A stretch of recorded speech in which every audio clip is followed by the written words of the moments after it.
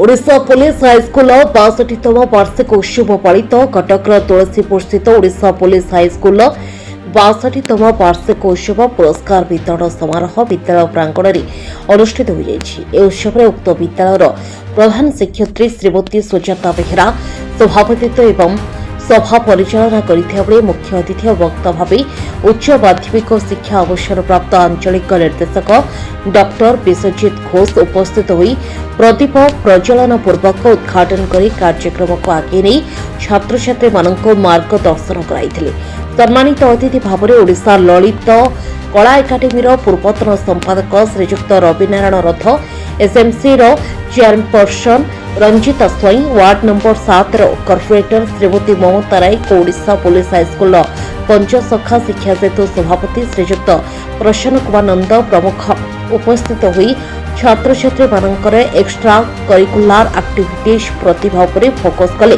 शिक्षा ग्रहण करिबारे कोनोसी असुविधा हेबो नाही बरं स्वास्थ्य मानसिक स्तर में उन्नति हेबो बोली वक्तव्य कहिथिले। এই কার্যক্রমে আগন্তুক অতিথি মানে নিজ নিজ কর কমলরে ছাত্রছাত্রী মানকু পুরস্কার প্রদান করিथिले। প্রায় 200 জন ছাত্রছাত্রী মানকু পুরস্কৃত করা যাইতলা। সভাপতি ছাত্রছাত্রী মানক দ্বারা সাংস্কৃতিক কার্যক্রম করা যাইতলা। आज आमर 62तम वार्षिक उत्सव पुरस्कार वितरण उत्सव रखीचु। এই उत्सव आमे पिला मानक वर्ष जागर जहाँ कंपिटिशन हेतिला जहाँ वार्षिक उत्सव सबूर प्राइज दौचु पिलांकर नाच गीत सब रखाही प्रोग्राम एथि आमे डाकिचु आमर हाँ एक्स्ट्रा करिकुलम एक्टिविटीज आमर पिलांकर पिला आमर बेसी डांस रे बहुत ये करंती तेणु से डांस रे ओडिसी जोग ए सब आमे रखीचु आमे डाकिचु पार्टिसिपेट आमर करिछन तथापि 50 पिला प्राइज डिस्ट्रीब्यूशन 200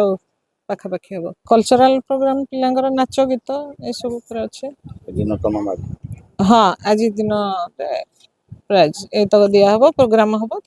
पिलांकर खाद्य दिया सर कटक दामोदर बेउरांक रिपोर्ट ओडिशा 24 न्यूज।